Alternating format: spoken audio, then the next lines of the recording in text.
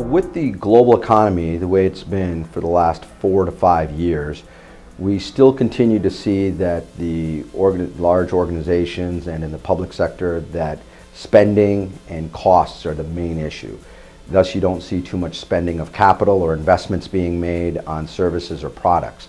However, over the last 2 quarters, we've seen an uptick in both consumer spending and B2B spending. But it still is very minimal as it was in the early 2000s. But costs remain the #1 issue at both the C-suite and throughout the rest of the corporation. Our focus is to provide holistic solutions that enable the CFO to take hard costs out of his bottom line. And we do that by providing a source-to-pay solution that offers strategic sourcing, procure-to-pay, requisitioning, and payment that is basically funded by the strategic sourcing savings and the supply-based savings.